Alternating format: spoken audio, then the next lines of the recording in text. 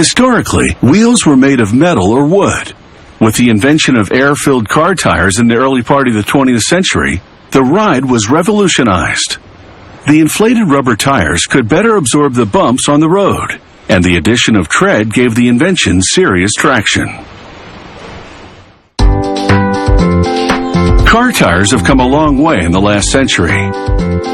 The modern summer tire is made of 10 to 15 different components, which include natural and synthetic rubber, chemical additives, and carbon black, a pigment. Giant blenders mix these ingredients under heat and tremendous pressure. There are various formulations for different parts of the tire. In each case, the result is gummy rubber dough, which machinery then rolls into sheets to await further kneading and processing. Polyester fabric unrolls into a machine called a calender. The calender is equipped with rollers that apply warm rubber to both sides of the fabric. This produces a rubberized fabric that will be used to reinforce the tire. This fabric ply is needed because rubber alone isn't sturdy enough to make a tire. Numerous cotton cords now spin off bobbins simultaneously. Machinery pulls them onto the warm rubberized fabric. They land on a bit of an angle and adhere. This cording creates channels that provide pathways for venting air during the actual tire building. Making rubber for tread requires 3 different rubber formulations. Extruders shape the 3 streams of rubber, and then they enter a die that forms them into one. Many paint rollers apply different colored stripes. It's a coating system for identification of the ingredients during processing. To avoid tension, the system creates slack in the feed. A blade slices the tread rubber to length. Next, many steel cables uncoil at once to make the bead, the part of the tire that gives it the strength it needs to stay on the wheel rim. Machinery arranges the cables in the desired configuration and encases them in rubber. More equipment rolls the bead material into hoops, sized to fit the wheel rim. They're now ready to build the tire. Using a special rotating drum, a worker arranges the 2 bead hoops on it. Next up is an airtight piece of rubber that will act as an inner tube, followed by the corded ply.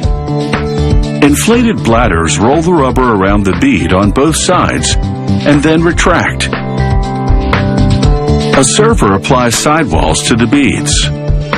Little rollers fold the sidewalls over the beads. This completes the inner part or skeleton of the tire. They assemble the outer layer separately, beginning with strips of rubber embedded with steel cord. The system wraps this rubber around a second tire building drum. Next up are narrow strips of rubber ply.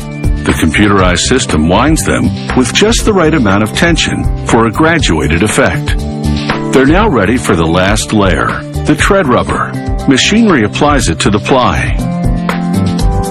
It's time for the 2 tire fabrications to become one.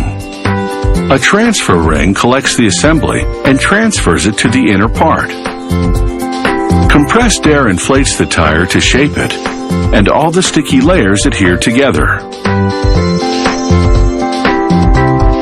The machine rolls the edge of the tread rubber over the sidewalls. They now have what's known in the industry as a green tire, an uncured tire without tread pattern. Next, it's into a mold to bake and shape the tire. The 2 parts of the mold come together like a waffle iron. Inside, hot steamy bladders expand to shape the tire and transfer the tread pattern to it. This specific tread pattern is designed for summer tires. This cutout of a car tire demonstrates how all the layers have been fused together.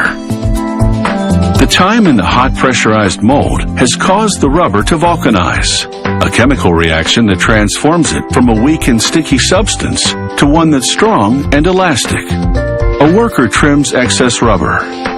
After final inspections confirm the tire shape is uniform and geometrically correct, the tire is ready for shipment. It's time for the rubber to hit the road.